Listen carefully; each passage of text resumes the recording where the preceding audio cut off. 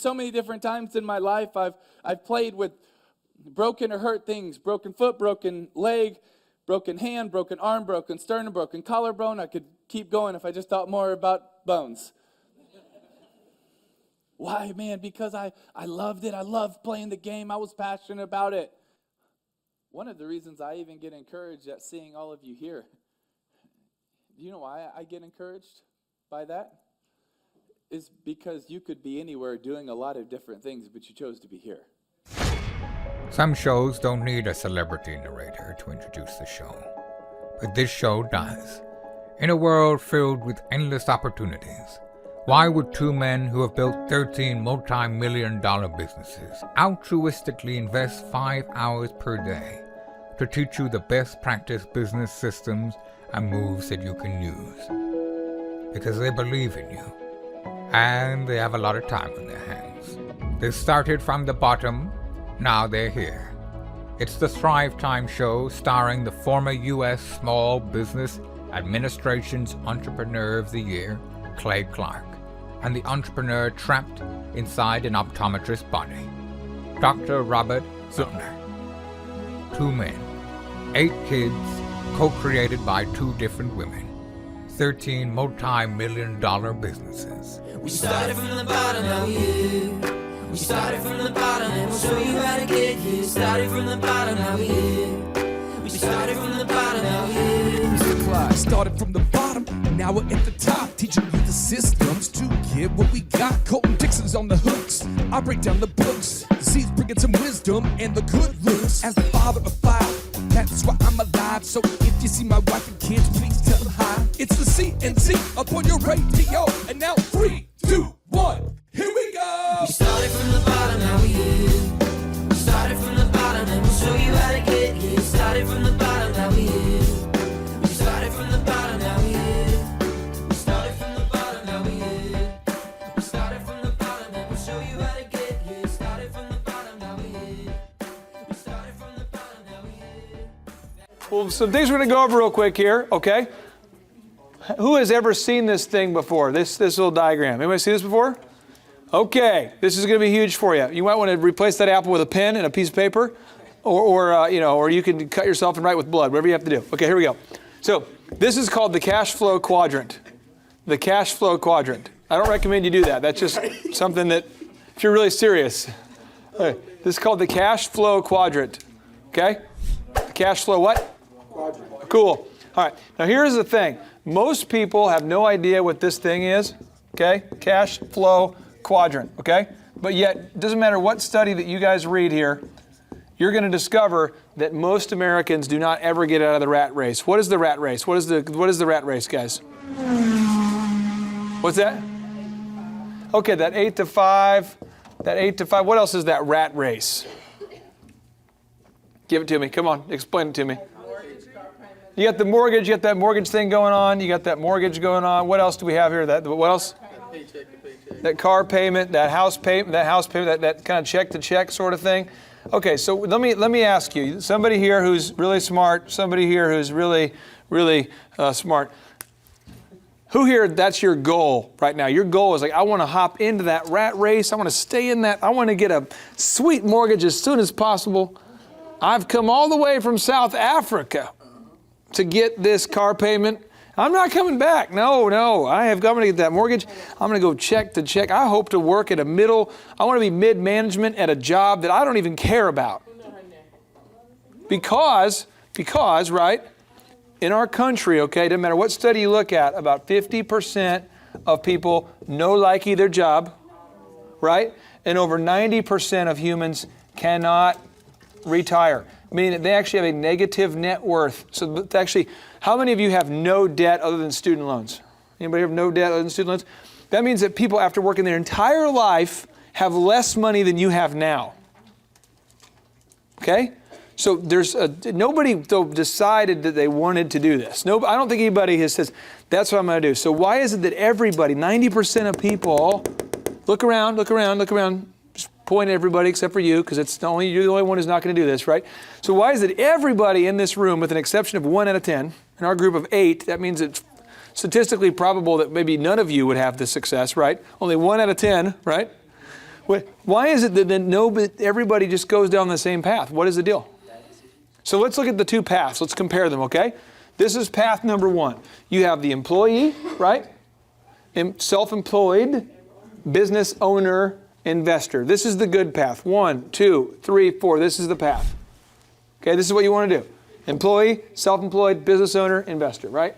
Now, the other path, the one that almost everybody goes down, let's talk about. What do you do first? You become an employee, right? Then you get in consumer debt, right? Right?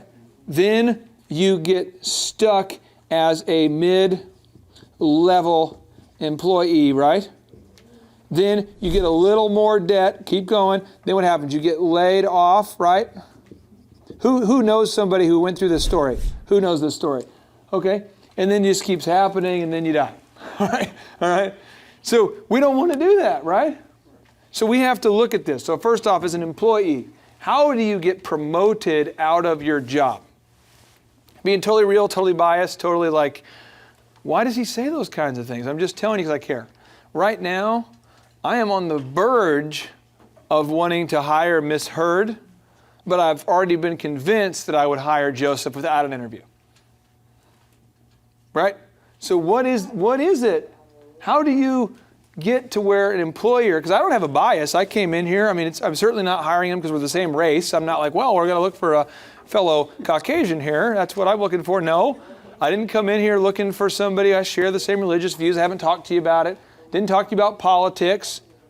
But why is it that everybody in the world, except for that rare human that goes down this path, this is only 10% of people do this, 90%, why is it that you've heard people say, well, it's just political at work? Who's heard someone say that? It's just political. I don't care. If I'm in business, what's the goal of my business? To make money. I don't care about the politics.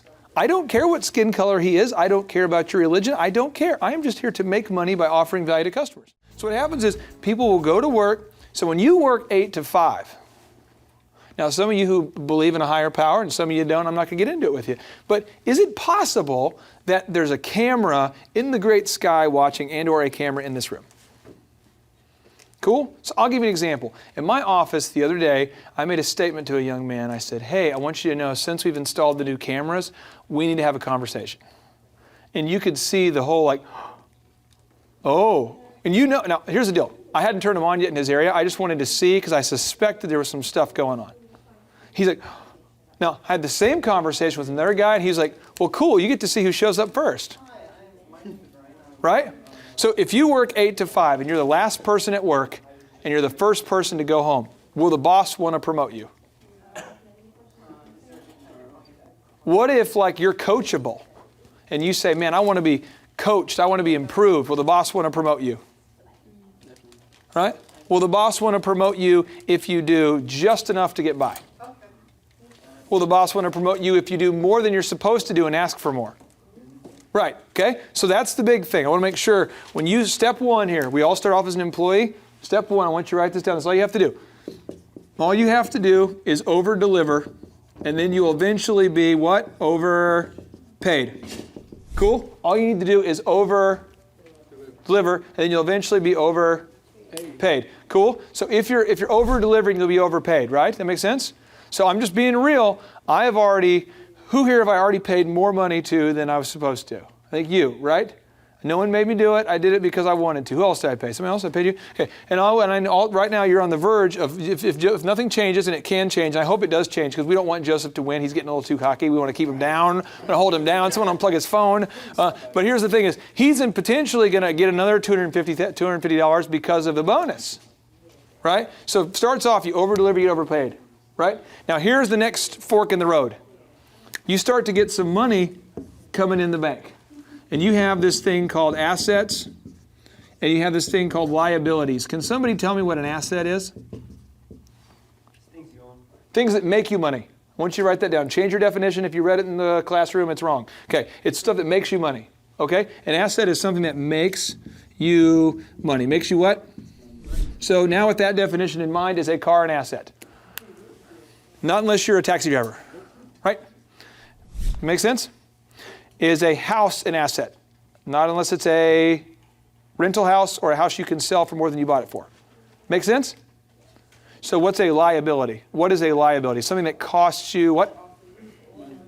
Okay, liability costs you money. Okay, so cost you what, guys? Money. Okay, so the key is once you start making money, to take that money and to buy what with it? There you go. Does anyone do this? No, no one does this. So what's an asset you could buy if you had $1,000? Somebody, talk to me. Something that makes you money. What if you bought a pop machine?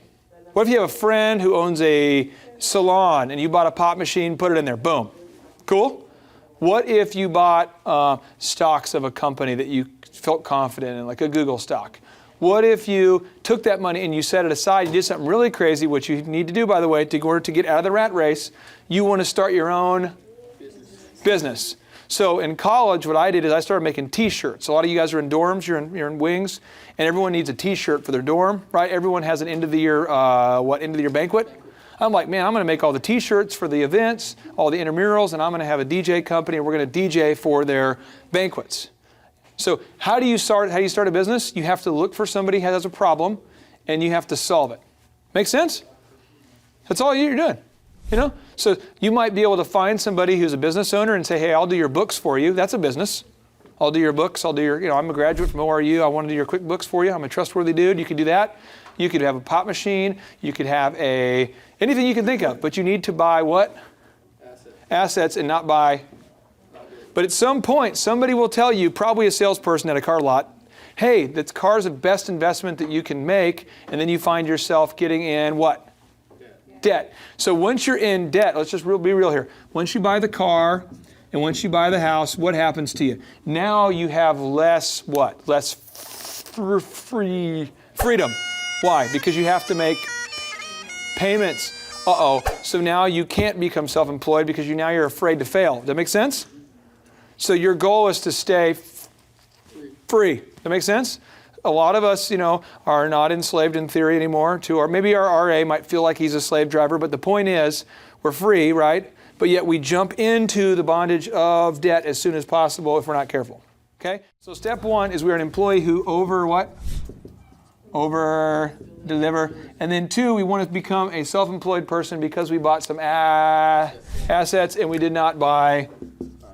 Right, okay. So now in theory, if you have assets that make you money, let's just say you have a pop machine and you have a t-shirt making machine, which I had in college. You can buy these things for a few $1,000s. Then you start having some extra money, right? So with that extra money, you need to do the next thing, which is to become a business owner and not self-employed. What's the difference? The business owner has an employee who works with, right, make sense? So when you go here, you go from me to we. That's how you become a business owner. Cool? Now some of you are like, I just want to work for someone else. That's totally cool. Nothing wrong with that, okay? But I'm just trying to explain to you this is the path to get out of the cycle of debt and stuff. Now what if you work for a company? Is it possible for you to take your money and to invest in the company you work for? I would argue the only companies that you guys should stick with are the companies that you could eventually invest in or you somehow benefit based upon their success. There's very few stories about the world's wealthiest people where they're like, well, what I did is I took a job at a college, I bought a car, bought a house, stayed at the bank for 40 years, and now I'm rich. Right? Almost all the stories are somebody who started working hard, found a problem to solve it, invested in assets, started a business. And the final one is an investor, which is where you take your money and you invest in the next wave of entrepreneurs who you think have a chance and you make money that way. Does that make sense? Now, there's a book that I recommend all you guys read, and it's called Rich Dad, Poor Dad. Okay, Rich Dad, Poor Dad. I'm sorry I write in Spanglish. I read Rich Dad, Bad Writer. That was the book that I read. Okay, Rich Dad, Poor Dad. The author's name is Kiyosaki. Now, is this stuff taught very much? Have you had any classes yet about this? You had one? Financial planning. Boom, okay. Amen. I'm glad there's one. Okay. So you're going to hear a lot about papyrus and Mesopotamia and the Egyptians and the Romans and cuneiform. Who's been studying some cuneiform and papyrus and reeds and the Tigris and Euphrates and all that? That's great. But then ultimately, how do we get out of the rat race? Oh, we don't have a class for that. So you need to make sure that you learn this. okay? Because it's really important that you get it. Now, Rich Dad Poor Dad is the book where it's at. But the biggest thing you need to know right now, and I'm not trying to hurt anybody's feelings here, but I'm saying your goal for your own selfish reasons should be to try to wow me to the point that I want to write you a letter of recommendation. The biggest way to get you what you want is to give me what I want in huge proportions. Does that make sense? So you have to give before you receive, right? Give before you receive, right? But some people are like, well, I'm just going to mail it in because I don't like this job. Well, you're going to be stuck with that job forever. Make sense? So if you're washing dishes, wash the heck out of those dishes until the boss is like, I got to promote you. If you're in a call center, I don't know about you. I usually not like, thank you, Lord. I've always wanted to be in a call center on my break. No, right? But you got to over-deliver, and that's how you get overpaid. Does that make sense? We have to start there. We have that very principle of sowing and reaping. If it's not there, we get kind of stuck there, okay? Does that make sense to you guys? Does anyone have any questions about that? Why is it if it seems so common sense that we should over-deliver, why is it that most of us are obsessed with looking around, and if the boss is not there, we leave 5 minutes early? Why is it that if no one's looking, a lot of us will just leave a little bit early? Why is it that if the teacher's not looking, we might just copy the paper? Why is it that what is that all about? What causes that? What is it? I would say it's human nature. And you have to fight that all the time, don't you? It's like an endless thing. Are we ever going to conquer it? I don't know. So what it all comes down to, and I want to give this to you, okay? This is the final nugget here. The people who are the most self-disciplined, these people require the least amount of discipline. You ever thought about that? So like, Tim Duncan is an example of a guy. He's an NBA player. You don't see Tim Duncan getting a whole lot of technical fouls. It's because as a general rule, he doesn't freak out a lot. Make sense? So the people who are the most disciplined are the people who require the least amount of discipline. Does that make sense? So it all starts with mastering what? Yourself. Does that make sense? So some of you are like, dude, I have no capital, I have no money. I can relate to you. I used to work at Target and Applebee's while going to ORU. It was a glorious moment in American history. No, it wasn't. But I had to do it. Right? But if I couldn't figure out how to get to work on time and string 2 days together in a row of working hard, I could not have ever moved out of that position. So how long should you stay somewhere as an employee before you're able to move into that? We have one guy who worked with me. This is a final capstone thought for you. An ORU student who worked with us a few years ago. His name was Nick.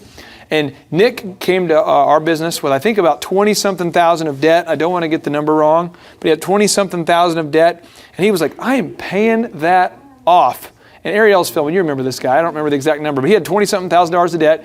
And so he says, I'm moving in with a roommate and then another roommate, and then I'm only going to wear a few various things, and I'm going to eat super cheap. Well, that crazy guy paid off his student loan in a year. But that's because he was focused on it. Now, I know people right now who are 45, 46, who still haven't paid it off. So I'm just trying to tell you, it's up to you guys, right? If it's to be, it's up to me sort of thing. You have to do that. And I want to encourage you guys that on this campaign, I'm not trying to sit there and say I don't care about anybody else, but I just want to give you an example. I've seen Miss Hurd have 2 or 3 outbursts of awesomeness. And so I'm watching you because I'm trying to catch you being awesome. But it requires you just continuing to push to a point where you're not comfortable anymore.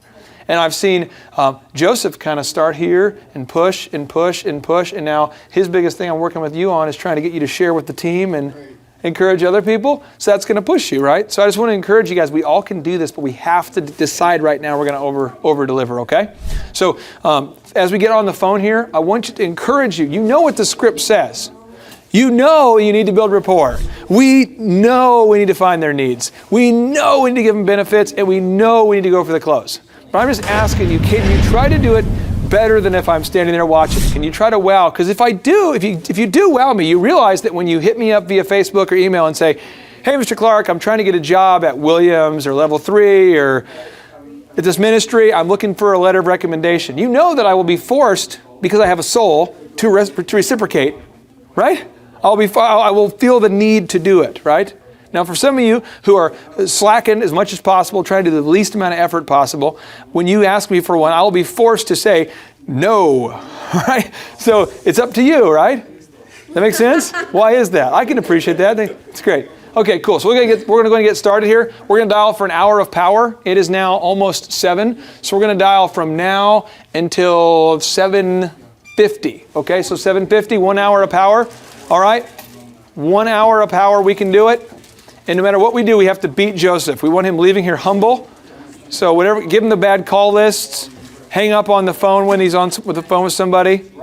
Start screaming in the phone when he's on the phone. Whatever you have to do to take down his sale numbers. Okay, awesome.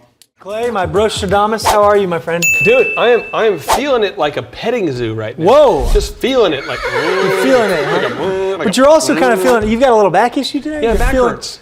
Pulled my back. I feel like I might have had a partial kind of a. Whoa. I feel like I dislocated my spine. I've heard that is something you always want to avoid if Dislocate you can. your shoulder, that's nothing. Well, that's dislocate your something. spine. I've done that, but I've never dislocated my spine. Probably just in my sleep. Yeah, that's not okay. Well, I like danger. I'll let you know if we need to call a timeout, and I'll just jump on your back and we'll crack it. But for now, let's just plunge on ahead. We're talking about the power of the why. Okay. The power of the why, and I don't know if you guys can see this. This is beautiful what you've done here. Little claymation drawings. Yeah. It's really motivated me to dive into this topic. Okay, I'm ready to do it. Power of the why. The size of your why will determine your attitude and the altitude at which you can fly. Okay? That's what we're talking about today. But Clay, why, I guess, as a broad perspective on this, why does this matter? Why does it matter to talk about the why? Because what happens is if you go to any job right now, if you go to any job at all, and you're at that job, and you're bringing intensity to it, you're going to be far more successful than someone who's not doing it with intensity. So I'll give you an example, okay? Okay. These are kind of the big thoughts you have. Over here, you have somebody who's fighting with enthusiasm. Mm-hmm. Over here, you just have somebody who's just physically present. Okay. Over here, so again, two fighters go into a fight. They're boxers. One has enthusiasm, one's just physically present. Pretty much always the enthusiastic, the guy, he would win. Yeah. Basketball, you watch a basketball player who's very into it. The guy who's got the enthusiasm will usually beat the guy who's just physically present. Okay. People, for some reason, in business and in office and in work don't do that. So you got one graphic designer who's enthusiastic, and he's really, really getting more done, achieving his goals. He's just a better designer. He's getting better. The person who's just physically present is not. So how do you bring in, where does enthusiasm come from? Yeah. I mean, where does enthusiasm, we've talked about this in a couple other episodes, but I want to hammer it. This word, theos, okay, that means God in Greek, okay? This is God. Well, in means it's like having God within you. But what I have found is that people who have a God-like, and I mean that in the most non-sacrilegious way possible, but they have a God-like level of enthusiasm, it's almost like God is in them. They truly understand why they're at work. They understand why they're at that job. They understand why they're there. People who understand why they're there just win. So what happens and that's is rare. I mean, that is Forbes actually. Forbes had an article where they featured a Gallup poll recently that said 71% of all workers are not engaged or are actively disengaged. I don't know how you're. I mean, actively disengaged, but that's so rare for somebody to have this enthusiasm. Well, I'll give you an example. I do speaking events all the time, and you and I go to those things. Sure. And we see people in the audience who are usually in the front, taking notes, wanting to be there. Those guys get a ton out of it. There's speakers that speak before me and after me. There's awesome workshop leaders that we've had the privilege to watch present. But there's people who just don't want to be there. But the people who want to be there and have decided that they're at that particular conference to learn something. They know why they're there. I mean, I had one guy who I talked to at that one we did in San Diego. And the gentleman comes up and he's like, hey, if I can pick up 2 things, just 2 nuggets, it's worth the $1,000 I spent to be here, because in his business is already making millions, and he knows if he can just learn a couple more things, it could change the trajectory of his business. So again, to get enthusiasm, you have to know your why, and you can't win without enthusiasm. So the next level, if you carry that over, that equals winning. But you've got to have the why. The why is that step 1 here. That leads to enthusiasm. This right here leads to winning, because you're like, when you're on fire, you can just contagious. you can create that enthusiasm wherever you go. And then you've not only got to have the why, which is kind of the vision, but then you got to actually execute to make that a reality. I know Thomas Edison says vision without execution is just hallucination. And he, he's the guy that had the vision of creating a light bulb maybe, and actually executed it and failed 10,000 times. I mean, he's a good guy to be speaking on that. A lot of people don't realize, but Thomas Edison, if you think about the impact of that quote, because I'd like you to read it again in just a second, but the thing about Edison is that he is the man who invented the light bulb that some people say he stole it from Tesla. Yeah. But let's just say he made the light bulb. Right. He's also the first guy to do recorded sound. Right. Video. He did, first guy to do video. Right. So if you think about it, the one man did video, he did audio, and he did light. How different would our world be without video, audio, and light? I mean, this studio, if we turn the lights off and we weren't videoing and we didn't have any, it wouldn't exist. Yeah. I mean, Thomas Edison, we need to all be thankful for what he did. When you read his quote, you read it again, I just want you to marinate because I don't want to lose the importance of his quote. Vision without execution is just hallucination. Vision without execution is just hallucination. How many people before him came up with an idea, hey, it'd be great if we could record audio or if we could, but he did it. Yeah, and that was an interesting thought. You turn off the lights in here, you turn off the cameras, the episodes would be much shorter. You'd probably take a lot less from them if we had no audio, no cameras, and no lights. It would be short, like when you're watching if you're somebody who you kind of are planning an elaborate sort of a long-winded sort of a playoff run, and you're going, I'm gonna plan to watch every game in the playoffs that my team plays, and if that team that you were cheering for was the Cowboys, I knew this. That's how short it would be. I might just leave now because he's kind of attacking my personal character, but I've got the why in mind and I'm going to keep pushing on here. We're going to talk about, this is a little overview of what we're going to talk about, okay? And as a whole, we're talking about the power of your why, like I said. And honestly, we're talking about the impact that your why has and how it actually affects how high you can fly, how much you can accomplish in your life, okay? Yeah. We've touched on why the why is so important, but let's dive on into it. Yeah, let's do it. You ready? Yeah. Okay. So Clay, I want to hear from you though.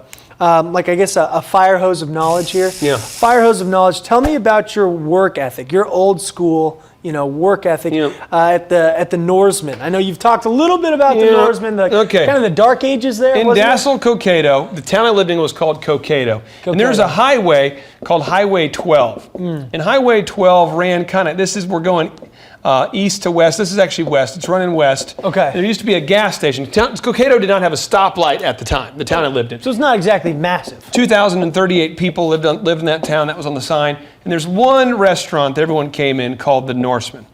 In this restaurant here, it's kind of a Nordic theme restaurant. And you go in there, the Norseman. And I would go in there. My job was to clean the bathrooms and to be the bus boy. There's always tables everywhere inside here. Sure. And my job was to keep all of these tables clean and to be the bus boy and to keep the bathrooms clean. So my strategic area was here, and then walking around, cleaning the tables, bringing it back to the kitchen. This is what I had to do all day, every day. This is my job. But for whatever reason, I couldn't do it right. Why? I didn't know my why. I was just there to make $6.25 an hour. Okay. So I would drift the whole day. I'd be like, and he'd go, Clay, get to work. What are you doing, man? And I'm like, I'm sorry. He would come by again. Clay, what are you working on? I'm like, I finished cleaning the bathroom, and so I'm just hanging out. Clay, find something to do. Right. And I would never find something to do. Okay. If you don't know your why, you're always going to be unengaged from your job, and therefore people are going to have to tell you what to do. But here's the deal: if you can manage yourself, nobody else will ever have to manage you again. Okay? So you got two options. If you can manage yourself, nobody will have to manage you again. Okay. So what you want to do is you want to learn self-management. And that just means that you work 100% of the time at work. I'm not asking you to bring homework home. I'm just talking about what if we could work 100% of the time we're at work. I gotta be honest with you. Right. I am not going to ESPN.com at work. I am not screwing around. I'm not going out for extended lunches. I am working when I'm at work. Right. And then when you're at home, if you want to be at home, you'll be 100% home. Right. That is the goal you want to do. Now, sometimes I know when you own a business, people call you and you can't be home, and I get it. But what I'm saying is you want to try, the goal we want to try is to be at work when we're there, and 100% of the time we're at work, we want to work. I love it. Well, a notable quotable here. This is from Russell Simmons, okay? This is what he says as he's talking about the why and your motivation, okay? He says, the goal is to be able to live your life the way Michael Jordan played basketball or Marvin Gaye sang a song. To be able to feel the way you feel when you laugh at a joke, but to feel that way all the time, okay? A lot of people's why is to do their passion later. They work at a job to accomplish something so they can be happy, to be able to play golf, to be able to spend more time with their family. But we have to have that why, you're saying. Does it matter the size of the why at all? It just matters that it matters to you. Okay. So I know of a guy who's an interesting guy. His whole thing is he wanted to get off the grid, and he loved making furniture. Okay. So this guy, true story, he had a job in corporate America, and nothing wrong with that, but he decided that he wanted to make furniture and live off the grid. Okay. So he moved out to the middle of nowhere, and my brother-in-law actually got married at his place. I won't say the name of it, but it's off the, and he basically bought this abandoned amusement park. Right. So this is like a shed. Right. And he turned this shed into a workshop Okay. and his house. Well, over time, there was a little pond over here, and he decided to flood the pond and kind of build up a little bit of a dam. Well, now today there's this sprawling, and you've been there, but there's this sprawling like a massive lodge, you know, Yeah, that's going on. It's this beautiful. massive lodge. He's got this road that leads up to it. He's got tons of trees, and he's making millions of dollars. Right. If you said to me, Clay, to make your millions, I want you to live in we'll call it a shed. Then I want you to dam up a lake or a pond and make it big. Yeah. And I want you to make custom furniture till you have enough money to buy. He bought an old abandoned, it was a Kodiak steak lodge or whatever. Yeah. So he bought one of those, hauled all the logs, and built this log cabin And himself. this was his why, though. Yeah, and this was his why. And if you asked me to do that, I would totally not be engaged in the pursuit of that. I would say, I don't want to build a log cabin. That sounds terrible. Right. But for this guy, this was his why. This motivated him. It got him up early. It kept him up late at night. This is his all-consuming passion. And so you have to realize is at your job right now, I had to realize when working at Target that if I do the best job I can possibly do at Target, if I will just focus with white-hot intensity, if I will just take this magnifying glass and just bring down the sun's rays Right. and focus them on target until I'm on fire, then I can make the connections that I need to make and the money to get to my next place. But I had to realize if I am going to come to work every day at Target and not bring the focus, the magnifying glass of energy, if I'm not going to bring that to Target every day, I'm not going to make the connections and I'm not going to make the Right. money, and I am going to be fired. In every job, you have to either get ahead or behind. Either you're getting fired or you're getting promoted. Either you're getting promoted or you're getting fired. What? I mean, you're either getting fired, laid off, or promoted. You're either moving forward or backwards. Forward or backwards. And you're saying without this, you can't have this focus without a why. Clearly defined why. Because once I realized that I wanted to start a DJ business. This is what I was going to ask. I wanted a little honey badger moment here. As stupid as- What is your first big why? What was your first game changer why? First big deal, I was sitting in class, I remember at college, and I was going, I'll never forget it. I was sitting there listening to a teacher talk, and he was going, now chiaroscuro, and I'm like, what? And he's talking about, it's called chiaroscuro. We can put the word up on the screen here. We'll put the actual words, I'm mispronouncing it, but it's how you shade a sphere. He's going on, and he's talking about, well, the sun, see what happens is the sun actually will hit an object right here, and when it hits an object right here, the sun's rays will come in, and then it'll have all the light here, and then it'll be like really, really dark over here. I think we got it. No, and he'll get into it. He's talking, and he's going, the sun's rays, they're going to hit, they're going to be here, and he's talking, and I'm going, are we done? And he's like, well, this word is chiaroscuro, and I'm just like, what are you talking about? And what you want to do is you want to shade and you want to work. What are you talking about? And he's just making love to this drawing, and I'm going, if I have to sit in another graphic design class to talk to this navel gazer, I'm going to go crazy. That's where you go. Anyway, so you don't want to learn from navel gazers. no, because they're just. Good gosh, that is. So anyway, so I pulled the professor aside and I pulled him aside for class respectfully. I said, "How much money do you make?" You just asked him that? Yeah. Wow. And he's like, "Well, I don't really think it's much of your business." And I said, "Well, I do want to know. You're my professor. If I stay on this path, how much will I make?" And he said, "Well, I make like $40,000 a year." And I'm like, I gotta quit, like right now. I'm dropping out right now. I can't, if you went to school for 6 years and acquired $100,000 of student loans to learn how to be a teacher, right. to teach other kids on how to make $40,000 a year, I am out. I am done. So what was your big why? I just realized I gotta find a way. There's a book called The $100,000 Club. $100,000 Club. Yep, and I wanted to get to 100,000. I thought, man, that'd be awesome. Yeah. Then I started adding, I would love to hire my dad. Then I said, I want to build $1 million business, company valued over $1 million before I'm 30. Yeah. Before I'm 30, I want to hire my dad and build that business. And I did both of those things. Boom, because I got focused and intense. But you know what? Well, everybody watching this, we can all do it. You can have huge success if you'll just dial in and figure out your why. That was my why, though. So how is a why supposed to impact us? What's our action item then? If you're talking to a thriver, it's on the other side of the screen right now, and he's saying, one, I'm not quite sure how big my why is or if it's big enough. What do we do right now with this? You've just got to write down a list of things that you care about deeply in the areas of faith, family, finances, fitness, and relationships. And just define what you want. This is the action item. Right now, write it down. What are your goals for your faith? What are your goals for your family? What are your goals for your finances? What are your goals for your fitness? Relationships, that's different from your family. I'm talking about your mastermind, your network. Who do you want to get in touch with? Who do you want to become friends with?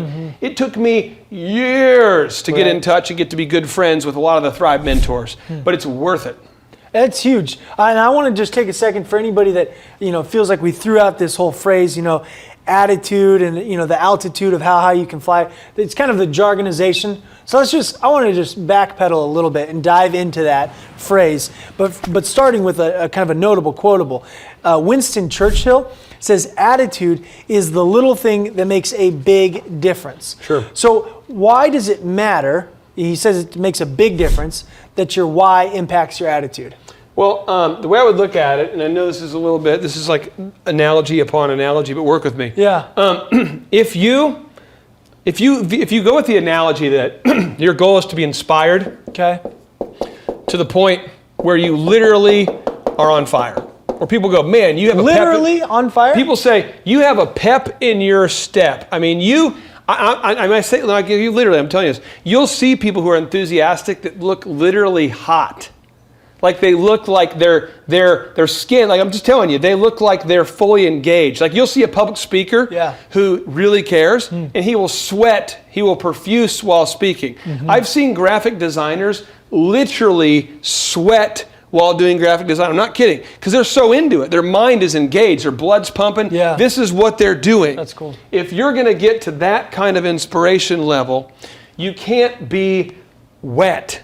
Okay? So if you look at positivity and negativity, the negative side over here, the negative side is kind of that you're kind of like drowning in this sarcasm and drifting and no goals and whatever. You're saying without the why, it impacts your actual attitude right there. I'm talking about you put your why, it literally takes, it's almost like you've got, like we'd mentioned, it's like you've got that magnifying glass, and it's almost like it intensifies everything, and you start to get yourself to a point where it literally starts to heat up. But I'm not even kidding. I've seen public speakers who sweat while speaking. They're not doing anything physically exerting. It's not because of the lights. I've seen people who are profusely sweating while playing the guitar. Right. I've seen artists. I've seen business owners who they just get intense, and you can see it. Yeah.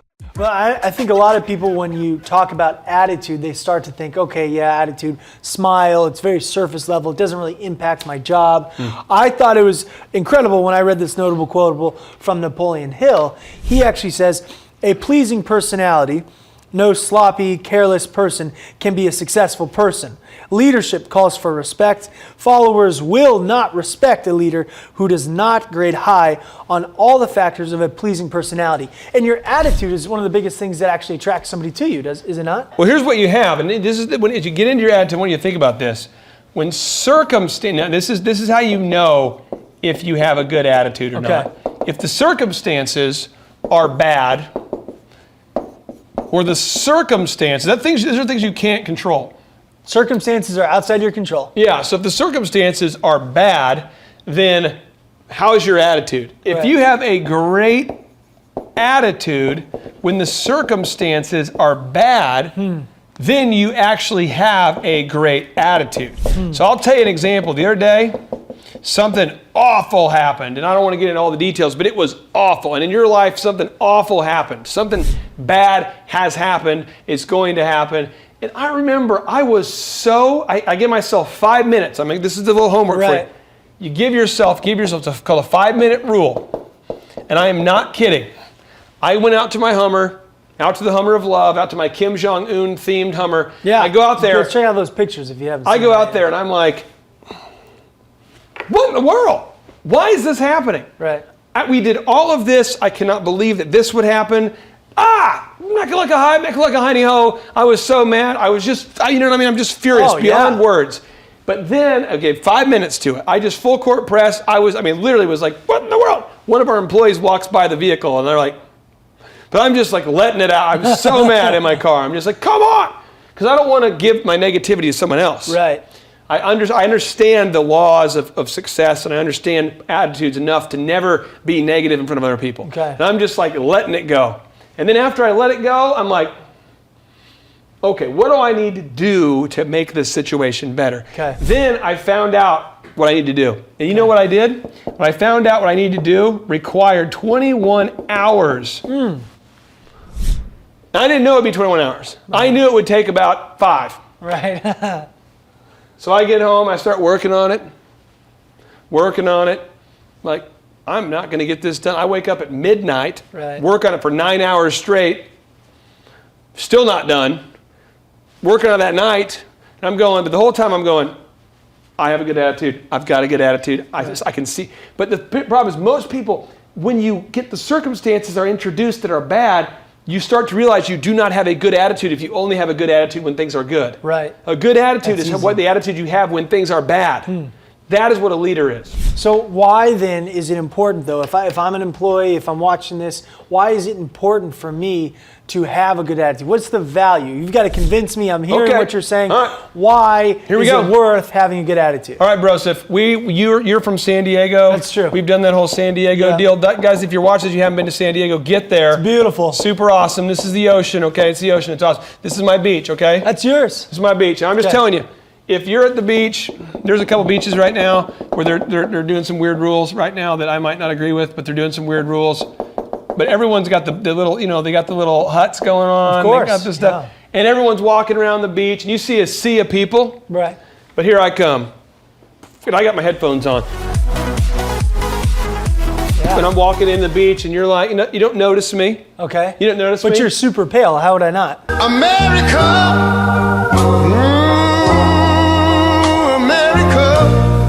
Okay, but wait a second. Let me just get into this because you're about ready to see it. And then like a ray of just, all of a sudden you go, that dude's naked. Whoa. You are definitely going to remember me. Yeah. And a good attitude is just like that. A good attitude is like being naked at the beach. Yes, because you get noticed. Is that a lesson nugget? You get noticed. Okay. People, they'll go, there's only one naked guy at the beach, and he is that, whoa. But the thing is that I'm just telling you, you need to make sure that with your life, that you are the naked person at the beach that everyone notices. Okay, so the action item for you now, the action item here is to become the naked man at the beach. Yeah. Now, here's the thing. I mean, don't carry that analogy too far. Don't actually get. It's an analogy. Yeah, Okay, I it's a guess what I'm metaphor. saying is what you want to do, though, is you want to have an attitude that stands out so much that people are like, oh my. I mean, literally, I have over the years as a consultant, I can't tell you how many times I've been promoted because someone goes, that guy, I don't even know what he sells. Let's just bring him in. That's awesome. I had a call yesterday real quick from a Yeah. guy in the medical industry who called me and goes, hey, I'm starting a new venture and I really don't know exactly what you do, but I want you to advise us. That's I'd like you cool. to come in because we need that attitude. Right. Attitude. a Literally, game he literally changer. said attitude. Like we said, okay, we've gone over this. I guess in review, in summary here, we talked about the power of your why. Okay, it actually impacts your attitude. It impacts the altitude at which you can fly because you're saying that people will be attracted to that attitude. Absolutely. And you're going, I want to fly like a bird. I want to get there. I want to make. I believe I But can fly. You listen to a lot of R. Kelly. I believe I can fly. believe you're it. pumped. You're excited. But you can't if you don't have wings, baby. I'm just telling you. This is the attitude. Is it's like the bird Yep. needs the wings. You as a business person, Gotta you have need that the why. attitude. Gotta Gotta have that why. Love it. Thank you, Clay. Boom. JT, do you know what time it is? 4:10. It's Tebow time in Tulsa, Jerusalem, baby.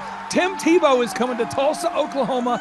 During the month of Christmas, December 5th and 6th, 2024, Tim Tebow is coming to Tulsa, Oklahoma in the 2-day interactive Thrive Time Show Business Growth Workshop. Yes, folks, put it in your calendar. This December, the month of Christmas, December 5th and 6th, Tim Tebow is coming to Tulsa, Oklahoma in the Thrive Time Show 2-day interactive business growth workshop. We've been doing business conferences here since 2005. I've been hosting business conferences since 2005. What year were you born? 1995. Dude, I've been hosting business conferences since you were 10 years old. And a lot of people, have followed Tim Tebow's football career on the field and off the field. And off the field, the guy's been just as successful as he has been on the field. Now, the big question is, JT, how does he do it? Well, they're going to have to come and find out because I don't know. Well, I'm just saying, Tim Tebow's going to teach us how he organizes his day, how he organizes his life, how he's proactive with his faith, his family, his finances. He's going to walk us through his mindset that he brings into the gym, into business. It is going to be a blasty blast in Tulsa, Jerusalem. Folks, I'm telling you, if you want to learn branding, you want to learn marketing, you want to learn search engine optimization, you want to learn social media marketing, that's what we teach at the Thrive Time Show 2-day interactive workshop. If you want to learn accounting, you want to learn sales systems, you want to learn how to build a linear workflow, you want to learn how to franchise your business, that is what we teach at the 2-day interactive Thrive Time Show business workshop. Over the years, we've had the opportunity to feature Michael Levine, the PR consultant of choice for Nike, for Prince, for Michael Jackson. We've had the top PR consultant in the history of the planet has spoken at the Thrive Time Show workshops. We've had Jill Donovan, the founder of RusticCuff.com, a company that creates apparel worn by celebrities all throughout the world.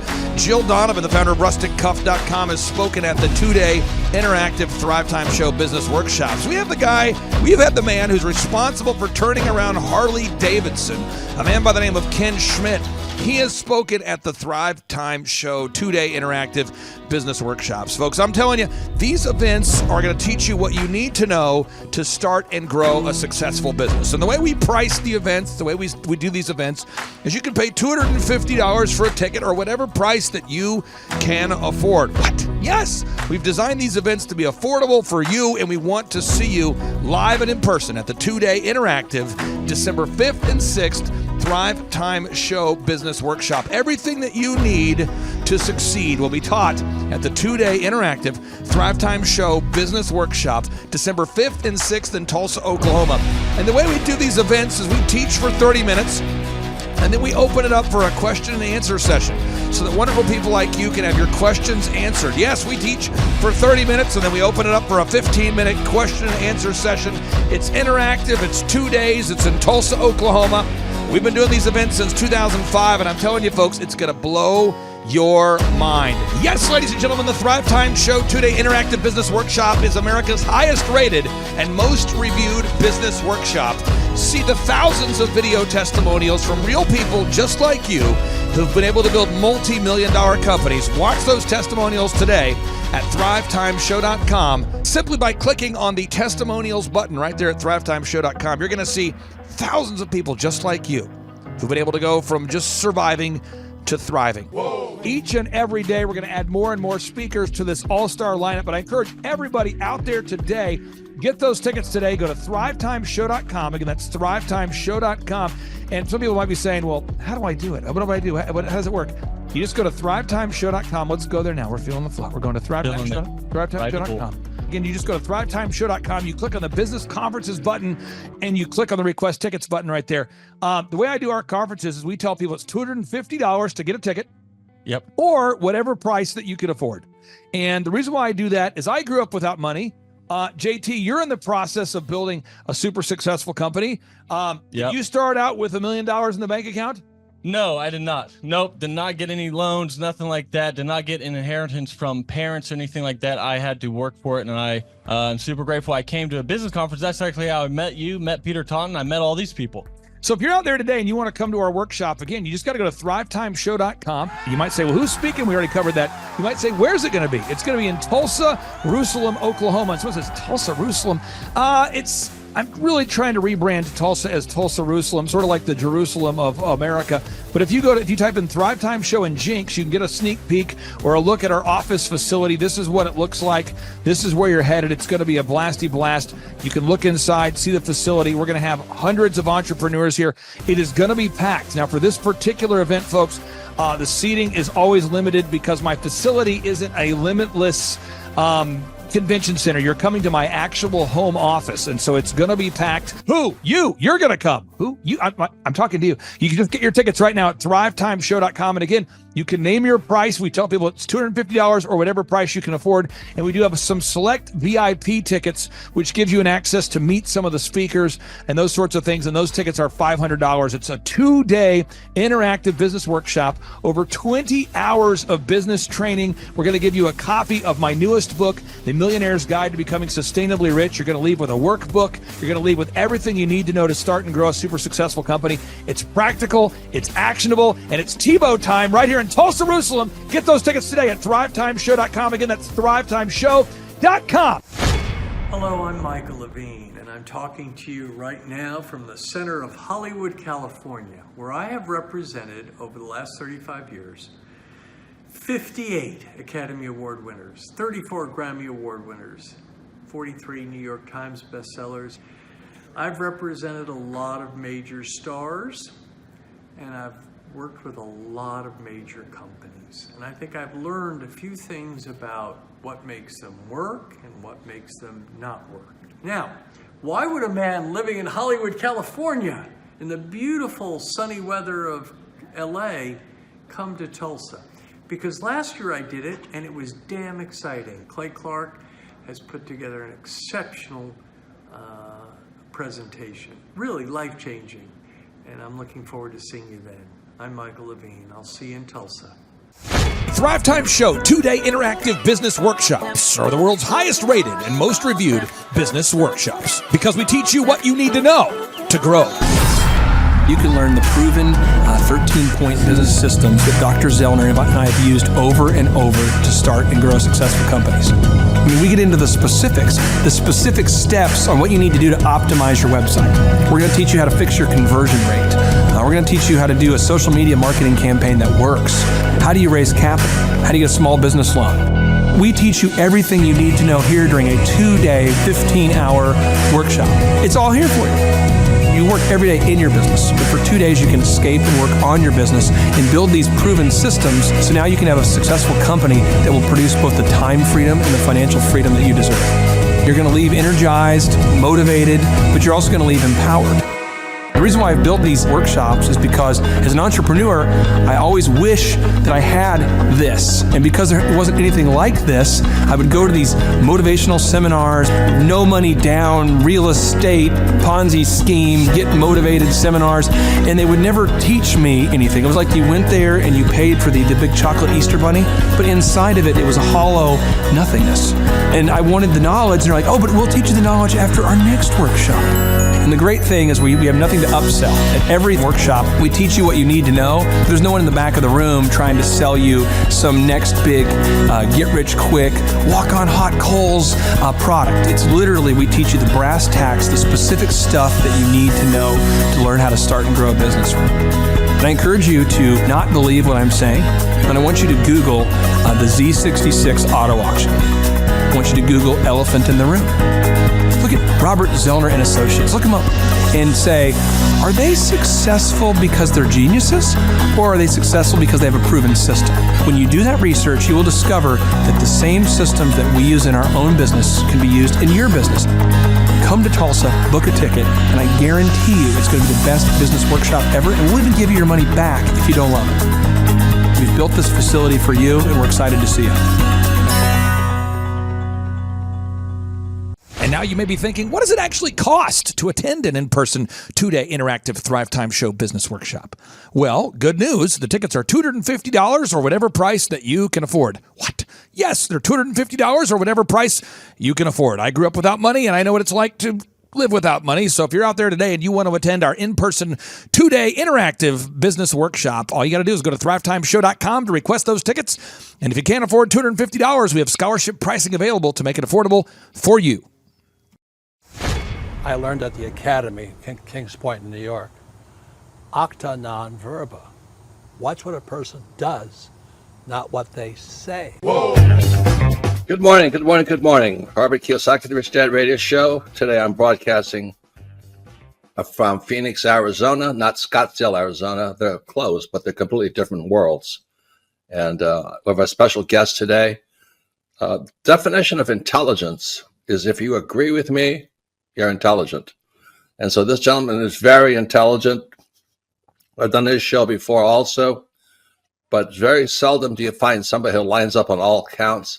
And it's a Mr. Clay Clark. He's a friend of a good friend, Eric Trump. But we're also talking about money, bricks, and how screwed up the world can get in a few and a half hour. So Clay Clark is a very intelligent man, and there's so many ways we could take this thing. But I thought, since you and Eric are close, Trump, what you're saying about what Trump can't, what Donald, who's my age, and I can say or cannot say. First of all, I have to honor you, sir. I want to show you what I did to one of your books here. There's a guy by the name of Jeremy Thorne, who was my boss at the time. I was 19 years old, working at Faith Highway. I had a job at Applebee's, Target, and DirecTV. And he said, have you read this book, Rich Dad, Poor Dad? And I said, no. And my father, may he rest in peace, he didn't know these financial principles. So I started reading all of your books and really devouring your books. And I went from being an employee to self-employed to the business owner to the investor. And I owe a lot of that to you. And I just wanted to take a moment to tell you thank you so much for allowing me to achieve success. And then I'll tell you all about Eric Trump. But I just want to tell you thank you, sir, for changing my life. But not only that, Clay, thank you, but you become an influencer. More than anything else, you've evolved into an influencer where your word has more and more power. So that's why I congratulate you on becoming. Because as you know, there's a lot of fake influencers out there too, or bad influencers. Yeah. So anyway, I'm glad you and I agree so much, and thanks for reading my books. Yeah. That's the greatest thrill for me today. Not a thrill, but recognition is when people, young men especially, come up and say, I read your book, changed my life. I'm doing this, I'm doing this, I'm doing this. I learned at the Academy, Kings Point in New York, acta non verba. Watch what a person does, not what they say. Whoa.